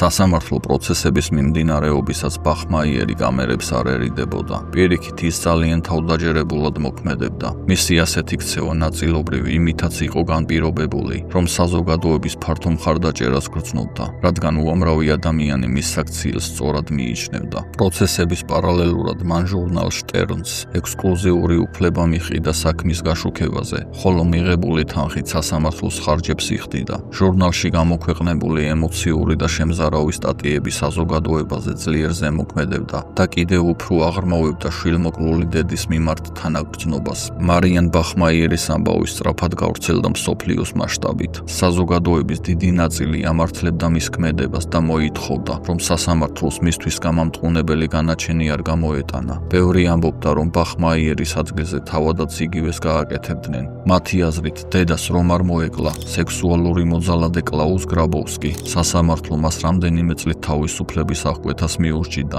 რის შემდეგაც ის კომფორტულ საკანში იცხოვრებდა ტელევიზორით, საკვებით და სამედიცინო მომსახურებით და საბოლოოდ კვლავ თავისუფალ სამყაროში დაბრუნდებოდა ახალი დანაშაულის ჩადენის შესაძლებლობით. თუმცა მალევე ბახმაიერის მოსიყვარულე და თავგანწირული დედის იმიჯს. საზოგადოებაში ბზარი გაუჩნდა. სასამართლო პროცესის მიმდინარეობისას გაირკვა, რომ ანა მისი ერთადერთი შვილი არ იყო და მარიან ბახმაიერს უკვე ჰყავდა 2 შვილი, რომლებიც მას 16 და 18 წლის ასაკში შეეძინა და შემდგომ გააშვილა. საზოგადოება დააფიქრა კიდევ ერთმა დედალმაც, ანას მკვლელობის სუსტი დროის ხაზმა. მკვლელობის დღეს დილით მარიან ბახმაიერს და ანას შორის კონფლიქტი მოხდა, რის შემდეგაც მარიანმა დაიძინა, რადგან წინა ღამით მუშაობდა და გადაღლილი იყო. შუა დღისთვის მას ფოტოსესია ჰქონდა ჩანიშნული. ჟურნალ ლუბეკის სიახლეებს სურდა გადაეღო მარიან ბახმაიერი საკუთარ მოხატულ მიკროავტობუსთან ერთად.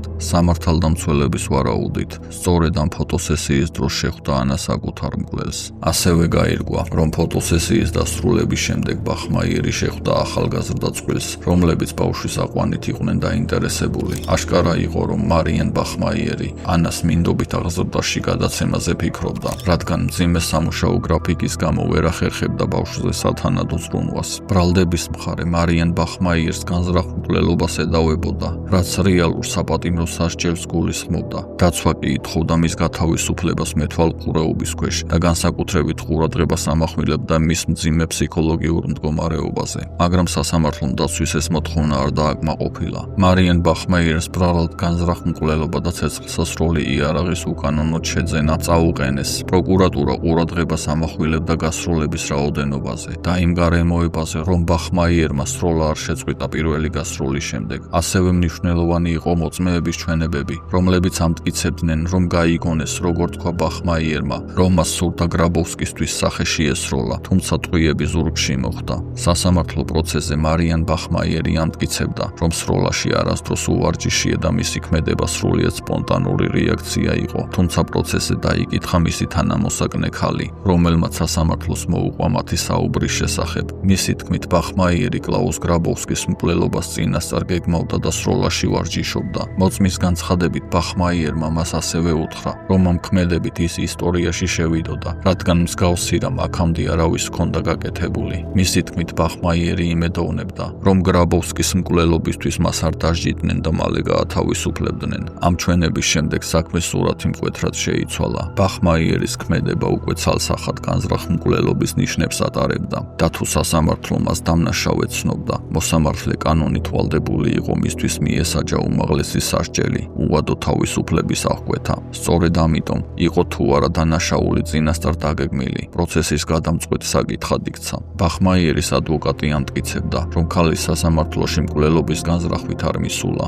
მისი თქმით, სროლა გამოწვეული იყო იმ უკიდურესი ფსიქოლოგიური მდგომარეობით, რომელშიც შვილმოკლული დედა ხანგრძლივი და კოშმარული სასამართლო მოსმენების შედეგად აღმოჩნდა. დაცვის მხარი ამ არგუმენტს ბახმაიერის მძიმე ბიოგრაფიითაც ამყარებდა. ოჯახში არსებულ აგრესიულმა გარემომ, ადრეული ასაკიდან მშობლების მხარდაჭერის დაკარგვამ, წლების განმავლობაში გადატანილმა ტანჯვამ, დამცირებამ და უსამართლობამ, მასში სამართლის აღსრულებისა და სასამართლო სისტემის მიმართ ღრმა უნდობლობა ჩამოაყალიბა. ადვოკატის მტკიცებით მარიან ბახმაიერს ჯეროდა, რომ ადამიანი, რომელმაც ორჯერ ჩაიდინა მძიმე დანაშაული და ორივეჯერ გაექცა მართლმსაჯულებას, ფიქრობდა, რომ მესამედაც დაუსჯელი დარჩებოდა. სწორედ ამ განცდამ აფექტის მდგომარეობაში აიძულა ის ამოეღო იარაღი, რომელსაც თავდაცვის მიზნით ატარებდა და ესროლა კლაუს გრაბოვსკისთვის. რამდენიმე თვიანი სასამართლო პროცესების შემდეგ მარიან ბახმაიერს განზრახ მკვლელობის ბრალდება გადაუკვალიფიცირეს.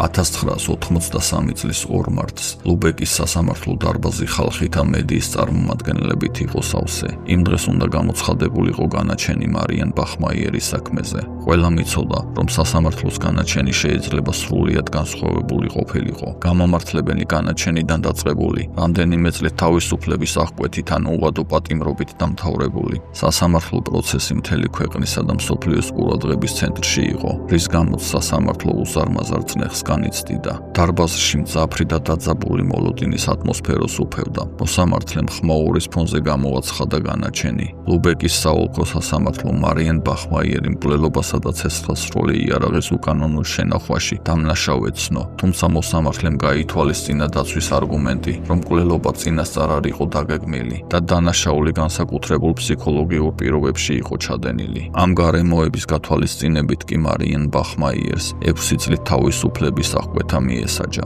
განაჩენის გამოცხადების შემდეგ საზოგადოებაში აზრი გაიყო. ნაწილი მიიჩნევდა, რომ სასარგებლო ზედმეტად მკაცრი იყო, ნაწილი კი ამართლებდა სასამართლოს გადაწყვეტილებას, რადგან მან გაითვალისწინა არა მხოლოდ ფაქტები, არამედ საქმის სრული კონტექსტიც.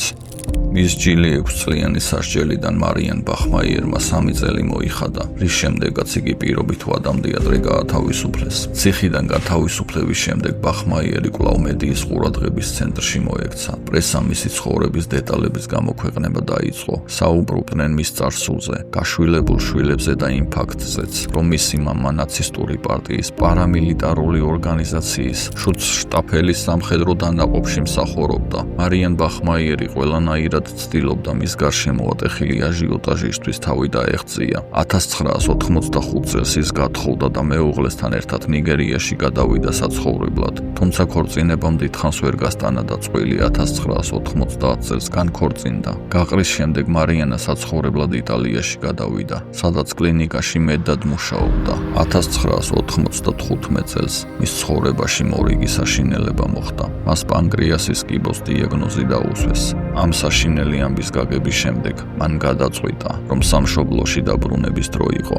1996 წლის 17 სექტემბერს მარიან ბახმაიერი 46 წლის ასაკში ლუბეკის საავადმყოფოში პანკრიასის კიბოთი გარდაიცვალა. ის თავისი შვილის გვერდით დაკრძალეს იმ ორადგილიან საფლავში, რომელიც თავად 16 წლით ადრე ჰქონდა შეძენილი.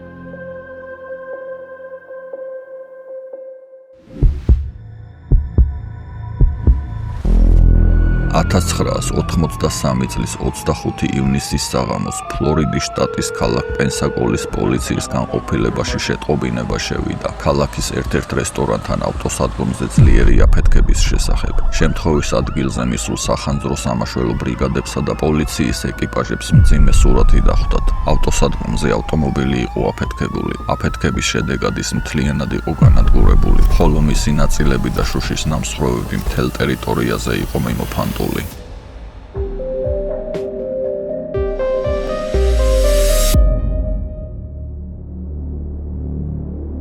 შემთხვევას მრავალი თვითმხილველი ჰყავდა. მათ მომხდარის შესახებ სამართალდამცველებს დეტალური ინფორმაცია მიაწოდეს. მათი თქმით, მამაკაცი, როდესაც ავტომობილში ჩაჯდა, დაძრავა ჩართო. სწორედ იმ წამს მოხდა ძლიერი აფეთქება. აფეთქების შემდეგ კვამლით სავსე მანქანიდან მამაკაცმა მოახერხა გადმოსვლა, თუმცა მალევე გონება დაკარგა, რის შემდეგაც მძიმედ დაშავებული სასწრაფოდ საავადმყოფოში გადაიყვანეს.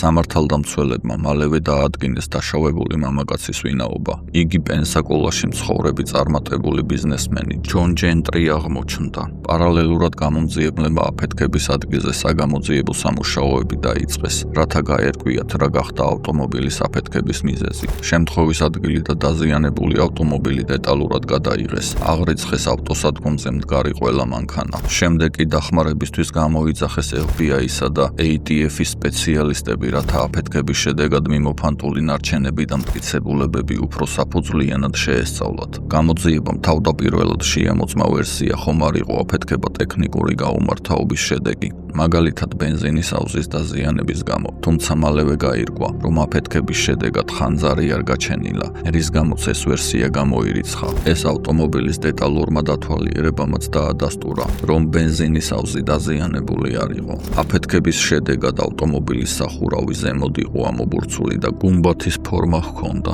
ეს მიუთითებდა იმაზე, რომ აფეთქება მანქანის შიგნით უკანა ნაწილში მოხდა, ხოლო აფეთქების ტალღა უკანა მხრიდან წინა მხარეს გავრცელდა, რამაც ავტომობილის დეფორმაცია გამოიწვია. ნამსხვრევების დათვალიერებისას სამართალდამცველებმა კიდევ ერთი მნიშვნელოვანი დეტალი აღმოაჩინეს: ნარინჯისფერი და თეთრი მავთულების ფრაგმენტები, რომლებიც სავარაუდოდ ავტომობილის ქარხნულ ნაწილებს არ ეკუთვნოდა. ავტომობილის დეტალური დათვალიერებისას გამომძიებლებმა სალონში დამონტაჟებული ორი ასაფეთქებელი მოწყობილობა აღმოაჩინეს. ისინი უკანა სავარძლის მარცხენა მხარეს იყო მოთავსებული და მავთულებით უკანა ფარებს უერთდებოდა. ამ აღმოჩენის შედეგად ცხადი გახდა, რომ შემთხვევა ტექნიკური გაუმართავობის შედეგი არ იყო. ეს წინასწარ დაგეგმილი ქმედება იყო და ვიღაც განზრახ ცდილობდა ჯონ ჯენტრისთვის ზიანის მიყენებას. მანქანის ნამსხვრევებისა და აღმოჩენილი მოწყობილობების დეტალური შემოწმების შედეგად გამომძიებლებმა მალევე დაადგინეს, როგორ მუშაობდა მექანიზმი. მოწყობილობა სადენებით ავტომობილის ფარებზე იყო მიერთებული და მათი ჩართვისას უნდა ამოქმედებულიყო. როდესაც ჯონ ჯენტრი მანქანის მანქანაში ჩაჯდა. ძრავა ჩართო და ფარებია ანთო მოწყობილობა მყისიერად ამოქმედდა და აფეთქდა. თუმცა რადგან ის უკანა სავარძლის ქვეშ იყო მოთავსებული, აფეთქების ძლიერი ტალღა და ნამსხვრევების ზემოთ ლუკის მიმართულებით გაიფანტა, რის გამოც ჯონ ჯენტრი სასწაულით გადარჩა. გამომძიებლები ვარაუდობდნენ, რომ ვინც არ უნდა ყოფილიყო ამ ქმედების ავტორი, აშკარად პროფესიონალი არ იყო, რადგან მოწყობილობა არასწორ ადგილას იყო დამონტაჟებული, რის გამოც აფეთქების ძირითადი ტალღა სხვა მიმართულებით გავრცელდა და ნამსხვრევების უმრავლესობა პირდაპირ არ მოხვდა სამიზნეს. ავტომობილის დათვალიერებისას სამართალდამცველებმა კიდევ ერთი მნიშვნელოვანი მტკიცებულება აღმოაჩინეს. ავტომობილის მარცხენა საბარგულის კიდესთან მკაფიოდ ჩანდა თითის ანაბეჭდი. გამომძიებლების ვარაუდით ამ ადგილზე ანაბეჭდის დატოვება მხოლოდ მაშინ შეიძლებოდა, როცა დამნაშავე მოწყობილობას ამონტაჟებდა ან სადენებს უკანა ფარებს უერთებდა. სამართალდამცველებმა ასევე დაადგინეს, რომ იმ საღამოს, როდესაც ავტომობილის აფეთქება მოხდა, ჯონ ჯენტრი თავის საცოლესთან, ჯუდი ბუენუანოსთან ერთად ავტოსადგომის გვერდით მდებარე ელიტურ რესტორანში იმყოფებოდა, სადაც ქალის მიერ ორგანიზებული წვეულება ტარდებოდა. ჯუდი ბუენუანო ქალაქში საკმაოდ ცნობილი ქალი იყო და წარმატებულ სილამაზის სალონების ქსელს ფლობდა. ჯუდიმ და ჯონმა ერთმანეთი ბარში გაიცნეს. საუბრისას გაირკვა, რომ მათი ბიზნესები, ჯუდის სილამაზის სალონი და ჯონის მაღაზია ერთსა და იმავე უბანში მდებარეობდა. გაცნობის შემდეგ ისინი ხშირად ხვდებოდნენ ერთმანეთს და მალევე ჯონს თავდავიწყებით შეუყვარდა და ხელი სთხოვა. მეგობრების და ნაცნობების თქმით, ჯუდი ბუენანო კეთილშობილი ქალი იყო, რომელსაც უყვარდა მდიდრული ცხოვრება და ხშირად უსვამდა ხაზს, თითქოს გუდიარის ოჯახის მემკვიდრე იყო. ის ცხოვრობდა ქალაქის პრესტიჟულ უბანში, რომელიც შეძლებული მოსახლეობით იყო ცნობილი. უყვარდა წვეულებები, ძვირფასი სამკაულები და მაღალი კლასის ბრენდული საცმელი. ჯუდი და ჯონი საკმაოდ გულუხვებიც იყვნენ. მათ ხშირად საკუთარი ხარჯებით მიჰყავდათ მეგობრები და ნაცნობები კრუიზებში, სადაც მდიდრულ წვეულებებს მართავდნენ. ჯუდი ყოველთვის ყურადღების ცენტრში იყო, უხვად ხარჯავდა ფულს, სტუმრებს შამპანურს ყოველთვის თვითონ ყიდულობდა და მის გარშემო მხიარულ ატმოსფეროს ქმნიდა. ჯუდისა და ჯონის ურთიერთობას ყველა იდეალურად მიიჩნევდა. ორივე წარმატებული იყო და ერთმანეთს დიდი ყურადღებით და სიყვარულით ეპყრობოდნენ. ჯონი მეგობრებსა და კოლეგებს ხშირად ეუბნებოდა, თუ რამდენად იღბლიანი ადამიანი იყო, რომ ასეთი ქალი ჰყავდა გვერდით. იმ საღამოს, როდესაც აფეთქება მოხდა, ჯუდიმ თანამშრომლებისთვის პატარა წვეულება მოაწყო. მას მსგავსი შეკრებების ორგანიზება უყვარდა და თანამშრომლების მიმართ ყოველთვის ყურადღებიანი და გულუხვი იყო. ჯონი თავდაპირველად ამ წვეულებაზე მისვლას არ გეგმავდა, თუმცა ჯუდის დაჟინებული თხოვნის შემდეგ საბოლოოდ მაინც მივიდა. წვეულებაზე მყოფმა თანამშრომლებმა სამართალდამცველებს უთხრეს, რომ იმ საღამოს მათ უჩვეულო არაფერი შეუნიშნავთ. მათი თქმით, ჯონის ხვებზე ადრე გავიდა რესტორნიდან,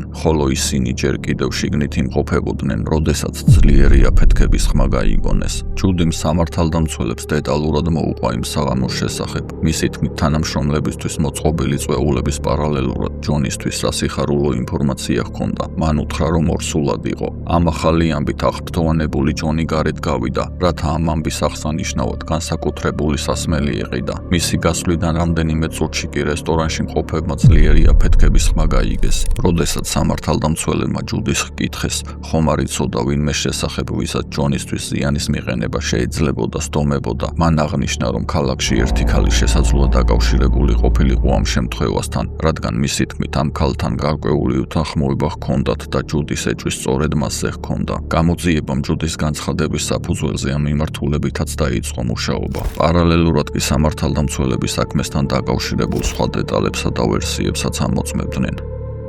ავტომობილის აფეთქების შემდეგ, სანამ გამომძიებლები ჯონ ჯენტრისთან საუბარს შეძლებდნენ, 2 დღე გავიდა. რადგან ის საავადმყოფოში კრიტიკულ მდგომარეობაში იყო, მას ზურგში მეტალის ნამსხვრევი ჰქონდა, ასევე ჰქონდა თირკმლების პრობლემები და მისი საერთო მდგომარეობა ძალიან მძიმე იყო. რადგან აფეთქებამ მას დამწვრობებისა და გარეგანი დაზიანებების გარდა შინაგანი ორგანოების დაზიანებებიც მიაყენა. რთული ოპერაციების შემდეგ, როდესაც ჯონი გონს მოვიდა, გამომძიებლებმა მასთან გასაუბრება შეძლეს. მათ კითხეს ჰქონდა თუ არა ეჭვი ვინმეზე, ვისაც შეიძლებოდა მისთვის აფეთქება მოეწყო და მისი მოკლა ეცადა. ჯონმა უპასუხა, რომ ვერავის იხსენებდა. მისი თქმით, მას მტრები არ ჰყავდა. შემდეგ გამომძიებლებმა ჰკითხეს, ვისთვის შეიძლებოდა მის სიკვდილს სარგებლის მოტანა. ჯონმა აღნიშნა, რომ მისი სიკვდილის შემთხვევაში ბიზნესის ნაწილი დედას დარჩებოდა, ხოლო მისი საცოლე ჯუდი მიიღებდა სიცოცხლის დაზღვევის თანხას, რადგან მათ ერთმანეთზე სიცოცხლის დაზღვევა ჰქონდათ გაფორმებული. როდესაც გამომძიებლები გამომძიებლებმა დაზღვევის ოდენობა დააზუსტეს, გაირკვა, რომ ჯუდის ჯონზე $500,000 პოლისი ჰქონდა გაფორმებული. გამომძიებლების კითხვაზე, როგორი ურთიერთობა ჰქონდა საცოლესთან, ჯონმა უპასუხა, რომ მათი ურთიერთობა იდეალური იყო და სერიოზული კონფლიქტი მათ არასდროს ჰქონიათ. თუმცა მის ჯანმრთელობის თემაზე საუბრისას მნიშვნელოვანი დეტალი გამოიკვეთა. ჯონმა მოყვა, რომ აფეთქებამდე გარკვეული პერიოდის განმავლობაში თავს ცუდად გრძნობდა,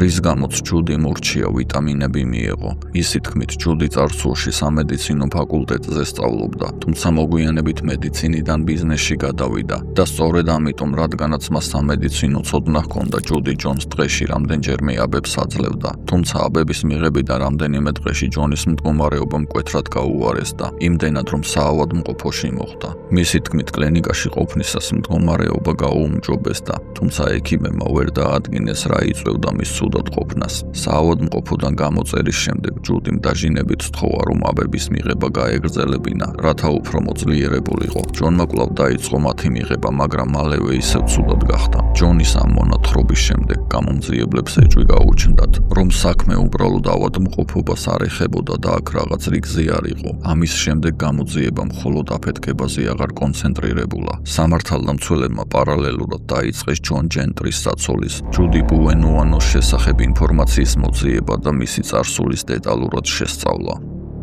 გამომძიებლებმა ჯუდი ბუენუანოს წარსულის შესწავლისა და მასთან გასაუბრების შემდეგ გაარკვიეს, რომ ეს მის ცხოვრებაში პირველი ტრაგიკული შემთხვევა არ იყო. მიუხედავად იმისა, რომ ერთი შეხედვით იგი წარმატებული და უზრუნველყოფილი ქალის შთაბეჭდილებას ტოვებდა, მისი წარსული სრულიად სხვაგვარ სურათს აჩვენებდა, რადგან მის გარშემო ადამიანები ერთმანეთის მიყოლებით უცნაურ და საეჭვო ვითარებაში იღუპებოდნენ. ჯუდი ბუენუანო დაბადების სახელით ჯუდია სუელტი 1943 წლის 4 აპრილს ტეხასის შტატის ქალაქ ქუენაში დაიბადა. დედა ძალიან ადრე 4 წლის ასაკში გარდაეცვალა. მოგვიანებით მამამ მეორედ იქორწინა ქალზე, რომელსაც 2 ვაჟი ჰყავდა. ჯუდის მტკიცებით, დედინაცვალი და მისი შვილები მას ცუდად ექცეოდნენ, რის შედეგადაც 14 წლის ასაკში ოჯახში ერთ-ერთი ძალადობრივი ინციდენტის შემდეგ ჯუდიმ დედინაცვლის შვილებს მდუღარე ცხიმი გადაასხა, რის გამოც არასრულწლოვანთა გამოსასწორებელ დაწესებულებაში გააგზავნეს.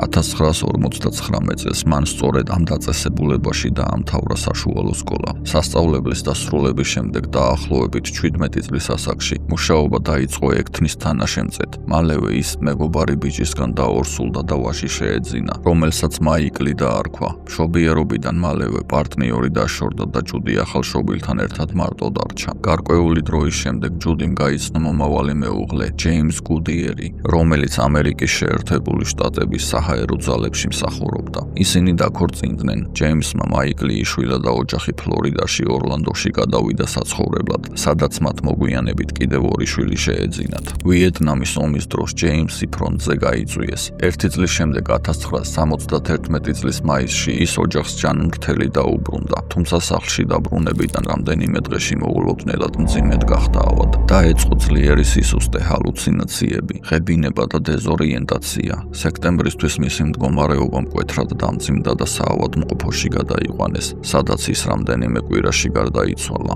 ექიმებმა დაავადების სუსტი მიზეზი ვერ დაადგინეს. ოფიციალურ დოკუმენტებში სიკვდილის მიზეზად თირკმელისა და გულის უკმარისობა ჩაიწერა. ჯუდიმ ბრალი საჰაერო ძალებს დასდო და განაცხადა, რომ მისი მეუღლე სამხედრო ბაზაზე გამოყენებული ქიმიკატების ზემოქმედების შედეგად გარდაიცვალა. ვიეტნამის ომის პერიოდში მართლაც ფიქსირდებოდა შემთხვევები, როდესაც სამხედრო მოსამსახურეებს ჯანმრთელობის პრობლემები ქიმიური ნივთიერების ზემოქმედების გამო შეექმნათ. ამ გარემოების გათვალისწინებით კი ჯუდიმ და მისმა შვილებმა მიიღეს სადაზღვეო კომპენსაცია $100,000-ზე მეტი. მეუღლის გარდაცვალებიდან მალევე ჯუდის ცხოვრებაში კიდევ ერთი უბედური შემთხვევა მოხდა. მისი სახლი გაურკვეველი მიზეზით დაიწვა. ჯუდიმ სახლის დაზღვევიდან $90,000 მიიღო და შვილებთან ერთად პენსაკოლაში გადავიდა საცხოვრებლად და ახალი ცხოვრების დასაწყებად. პენსაკოლაში გადასვლიდან მალევე ჯუდიმ გაიცნო მამაკაცის სახელად ბობი ჯო მორისი და ერთად გადავიდნენ საცხოვრებლად, თუმცა ოფიციალურად არ დაქორწინებულან. მოგვიანებით ბობი კოლორადოში გადავიდა ახალი სამსახურის გამო. გავრცელებული ინფორმაციით კი მას ჯუდისთან ურთიერთობის დასრულება სურდა. ბობის კოლორადოში გადასვლიდან მალევე ჯუდის მეორე სახლიც ხანძრის შედეგად დაიწვა. მიუხედავად იმისა, რომ გარემოებები საეჭვოდ გამოიყურებოდა, ჯუდიმ კვლავ მიიღო სადაზღვევო კომპენსაცია და შვილებთან ერთად კოლორადოში გადავიდა, სადაც ბობი ცხოვრობდა. მისი კოლორადოში გადასვლიდან მალევე ბობიც მძიმედ გახდა ავად. მისი ავადმყოფობის სიმპტომები საოცრად ჰგავდა ჯეიმს გუდიარის ავადმყოფობას. ძლიერი მუცლის ტკივილი, ღებინება, წონის კლება და დეზორიენტაცია. მდგომარეობის გაუარესების გამო იგი საავადმყოფოში გადაიყვანეს. ექიმები ვერ ხვდებოდნენ, რა სჭირდა მანამდე ჯანმრთელ მამაკაცს. ჯუდიმ კი მათ უთხრა, რომ ბობი დიდი რაოდენობით ალკოჰოლს მოიხმარდა და სავარაუდოდ ამის გამო იყო ცუდად. სწორედ ამიტომ ექიმებმა თავდაპირველად მისი მდგომარეობა ალკოჰოლით მოწამვლას მიაწერეს.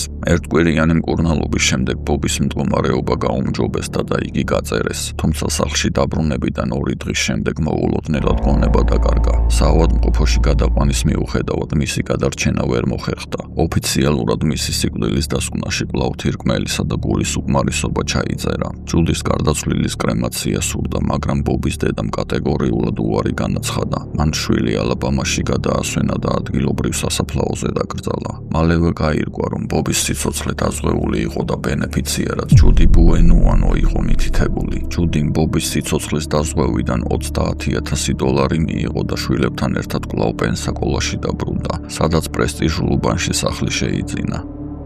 პენსაკოლაში დაბრუნების შემდეგ ჯუდის ცხოვრებაში კიდევ ერთი ტრაგედია მოხდა. მისმა პირველმა შვილმა მაიკლმა სამხედრო სამსახურში წასვლა გადაწყვიტა. მან საწყისი მომზადება გაიარა და 2 კვირიანი შვებულებით სახლში დაბრუნდა. სახლში დაბრუნებიდან მალევე მაიკლი მძიმედ გახდა ავად. მისი ავადმყოფობის სიმპტომები კვლავ ჰგავდა იმ ნიშნებს, რაც ჯუდის ცხოვრებაში სხვა მამაკაცებს ჰქონდათ სიკვდილის წინ. როდესაც მაიკლი საავადმყოფოში გადაიყვანეს, ექიმებმა დაადგინეს, რომ ის დარიშხანით იყო მოწამლული.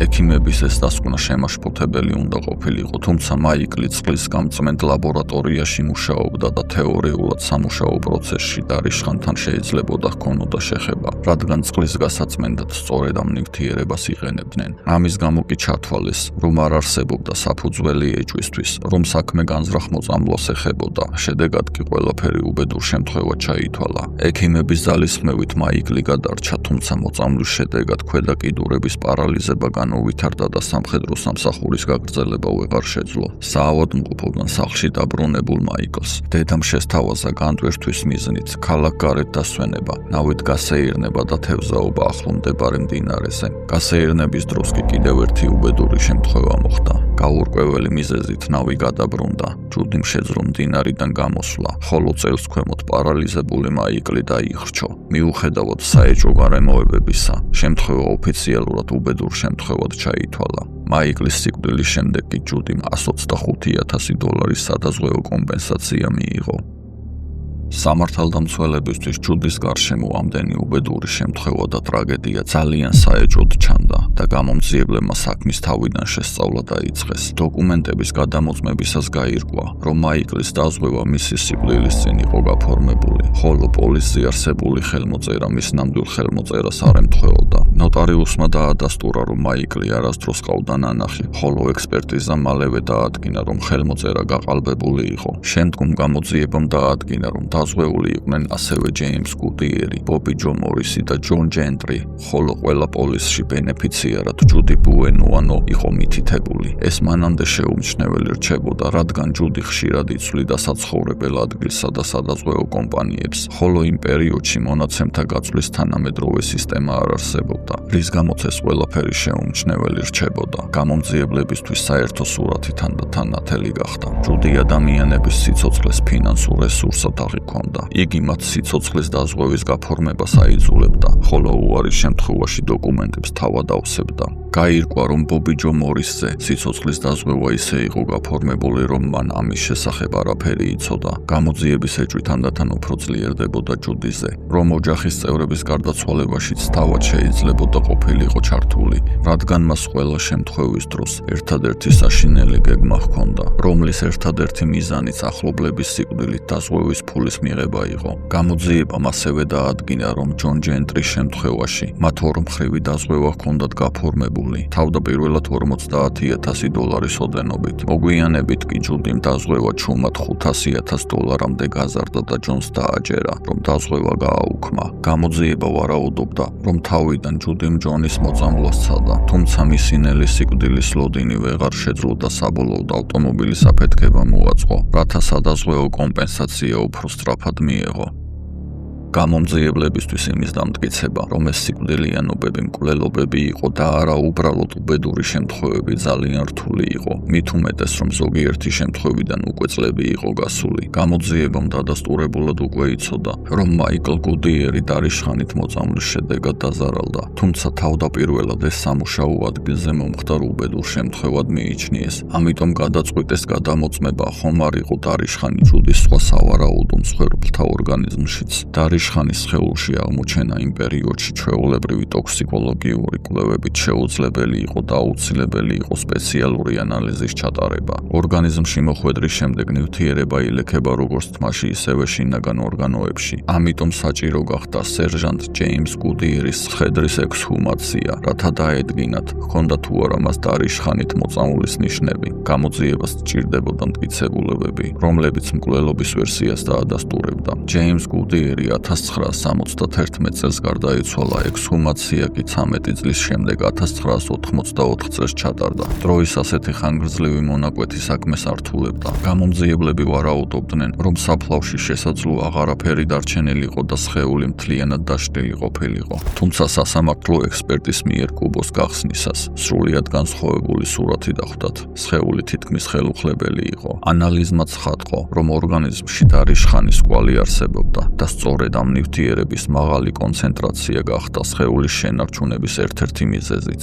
შედეგად სასამართლო ექსპერტმა სიკვდილის მიზეზი ბუნებრივი გარდაცვალებიდან მკვლელობად გადააკვალიფიცირა. ეს აღმოჩენა გამოძიებისთვის კიდევ ერთი მნიშვნელოვანი ნაწილი გახდა იმ თავსატეხის, რომლის მიზანით სერიულ მკვლელობებში ეჭმიტანილი ჯუდი ბუენუანოს სასამართლოს წინაშე წარდგენა იყო. გამოძიებამ ბობი ჯო მორისის სიკვდილის ხელახლა შესწავლაც დაიწყო. მისი ცხედარიც ექსჰუმირდა და ნიმუშები აიღეს. კვლევამ კვლავ დარიშხანის სასიკვდილო დოზა აჩვენა, ისეთი რაოდენობა, რომელიც ექსპერტების შეფასებით რამდენიმე ადამიანის სიცოცხლის მოსპობასაც კი ეყოფოდა. ჯეიმს გუდიერი, ბობი ჯო მორისი და მაიკლი ყველა მათგანი დარიშხანით იყო მოწამლული. გამოძიებისთვის ეს წინასწარ დაგეგმილი და გათვლილი დანაშაულების სერია იყო. სავარაუდო მსხვერპლთა შორის კი მხოლოდ ერთი ადამიანი გადაურჩა სიკვდილს, ჯონ ჯენტრი. ჯონი თავდაპირველად მსუბუქ გაციებას უჩიოდა, რის შედეგადაც ჯუდიმ მას ვიტამინები მისცა. უთხრა, რომ ეს C ვიტამინი იყო, თუმცა აბების მიღების შემდეგ მისი მდგომარეობა გაუარესდა და პრეპარატის მიღება შეწყვიტა. რამდენიმე აბი მან შეინახა, რათა მოგვიანებით შეემოწმებინა, ხომ არ იყო მათში ისეთი ნივთიერება, რომელზეც ალერგიული რეაქცია ჰქონდა. სწორედ ეს შენახული აბები გადასცა მან გამომძიებლებს. შემოწმების შედეგად გაირკვა, რომ კაფსულებში C ვიტამინის ნაცვლად ძლიერი სადეზინფექციო და ტოქსიკური ნივთიერება იყო მოთავსებული. ამ ყველაფრის გარკვევის შემდეგ გამომძიებლებმა გაჩხრიკეს ჯუდის სახლი, სადაც აღმოაჩინეს ელექტროგაყვანილობის დეტალები, რომლებიც ავტომობილის აფეთქებასთან აკავშირებდა მას. ხოლო მის მანიკურის სალონში ნაპოვნმა ტოქსიკურმა ნივთიერებამ ჯონ ჯენტრის უცნაური ავადმყოფობის ვერსიაც გაამყარა. გამომძიებლების ვარაუდით ჯუდი ჯონ ჯენტრის ნელ-ნელა მოწამვლას ცდილობდა, თუმცა საბოლოო შედეგს გაურკვეველი მიზეზით აღარ დაელოდა და პროცესის დაჩქარება აფეთქების მოწყობით სცადა. 1983 წლის 27 ივლისს სამართალდამცველებმა ჯუდი ბუენუანო ჯონ ჯენტრის მკვლელობის მცდელობის ბრალდებით დააკავეს, თუმცა სასამართლომ $50,000 ოდენობის გირაოს სანაცვლოდ იგი დროებით გაათავისუფლა. მალევე ის კვლავ დააკავეს ახალი ბრალდებით, ამჯერად საკუთარი ვაჟის მკვლელობის საქმეზე. დაკავებისას ჯუდიმ სცადა პოლიციისთვის თავის ისე მოჩვენება, თითქოს გონება დაკარგა და პარალიზებული იყო, თუმცა სამართალდამცველებმა მას არ დაუჯერეს, რადგან მან იცოდნენ, რომ ჯუდი პათოლოგიური მატყუარა იყო. გამოძიების მიხედვით, ჯუდი ხშირად ავრცელებდა მცდარ ინფორმაციას საკუთარი წარსულის, წარმომავლობისა და მიღწევების შესახებ. იგი ამტკიცებდა, რომ გუდი არის მემკვიდრე იყო, თუმცა ეს გვარი მხოლოდ ქორწინების შემდეგ ჰქონდა მიღებული. მოგვიანებით მან გვარი შეიცვალა და ბუენუანო გახდა, რაც ესპანურად კარგ წელს ნიშნავს.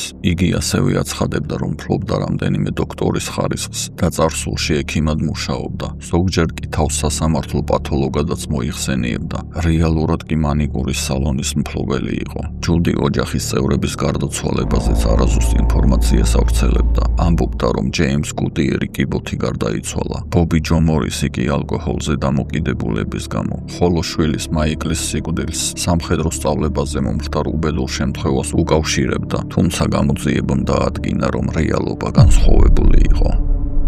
ჯუდი ბუენუანოს სასამართლო პროცესი 1984 წელს დაიწყო. მას ბრალი ედებოდა შვილის დარიშხანით მოწამვლაში და შემდეგ, როდესაც მაიკლი უკვე პარალიზებული იყო ნავით გასეირნებასა და მის განზრახ დახრჩობაში, გამომძიებლებმა მაიკლის სამხედრო ჩანაწერები შეისწავლეს. მის ფრჩხილებზე არსებული ხაზების შესაძლებლობას ხდიდა დაახლოებით განესაზღვრათ, როდის შეიძლებოდა მას მომწამვლელი ნივთიერება მიეღო, ხოლო ანალიზის შედეგად დადგენილი დრო ზუსტად ემთხვეოდა მის სამხედრო სამსახურიდან სახლში დაბრუნების პერიოდს. გამოძიების ვერსიით, ჯუდი მიგიშვებულებაში ყოფნისას მოწამლა. მაიკლი გადარჩა, თუმცა მოგვიანებით ნავით გასეირნებისას მან საქმე ბოლომდე მიიყვანა. ჯუდი ბუენუანოს საქმე მედიის დიდი ყურადღება მიიქცია. პრესამ ჯუდის შავი ქვრივი შეარქვა, რადგან ისიც ისევე როგორც ბობის ერთ-ერთი სახეობა, რომელსაც შავ ქვრივს უწოდებენ, შიმშილის დროს საკუთარ მეწყვილეს კლავს და ჭამს. გამოძიების ვერსიით კი ჯუდი როცა ფული ელეოდა პარტნიორებსა და ოჯახის წევრებს კლავდა, რათა დაზღვევიდან მათი სიცოცხლისთვის კომპენსაცია მიეღო. პროკურორები ამტკიცებდნენ, რომ ჯუდიმ ფინანსური სარგებლის მოტივით მოკლა საკუთარი შვილი, მეუღლე და პარტნიორი. თავად ჯუდი კი ბრალდებებს უარყოფდა და პროცესს კუდიანებზე ნადირობას ადარებდა.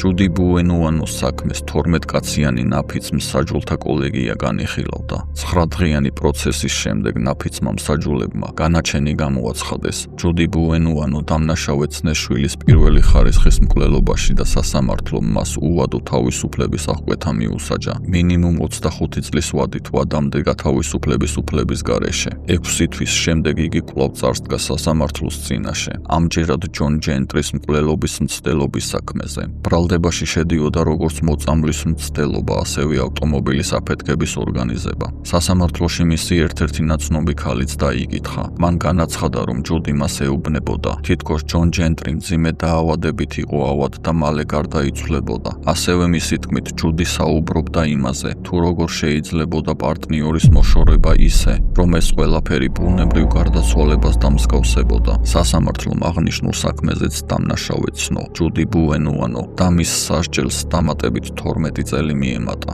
შემდეგი სასამართლო პროცესი გაიმართა ჯეიმს გუდიარის მკვლელობის საქმეზე. ამჯერად პროკურატურა მისთვის უმაღლეს სასჯელს, სიკვდილით დასჯას ითხოვდა. მტკიცებულებმა აჩვენა, რომ ჯეიმს გუდიერი 1971 წელს დარიშხანით მოწამლეს. სასამართლოში ასევე გაჟღერდა ჩვენებები, რომ ჯუდი ქორწინებით უკმაყოფილო იყო და ფინანსური სარგებელი მისი მთავარი მოტივი გახლდათ. ჯუდი კი დანაშაულს კვლავ უარყოფდა და ამტკიცებდა, რომ ცილის წამების მსხვერპლი იყო. 1985 წელს სასამართლომ იგი პირველი ქმრის ჯეიმს გუდიერის მკვლელობაში დამნაშავედ ცნო და სიკვდილით დასჯა მიუსაჯა ელექტროსკამზე. იგი ფლორიდის სასჯელახსრულების დეპარტამენტის შესაბამის დაწესებულებაში გადაიყვანეს. 1998 წლის 30 მარტს ჯუდი ბუენუანო ფლორიდის შტატის ციხეში ელექტროსკამზე სიკვდილით დასაჯეს, რის შემდეგაც მის ცხედარს კრემაცია ჩაუტარდა. ის იყო პირველი ქალი, რომელიც ფლორიდაში სიკვდილით დასაჯეს 1848 წლის შემდეგ და პირველი ქალი შეერთებულ შტატებში, რომლის მიმართაც მსგავსი სასჯელი აღსრულდა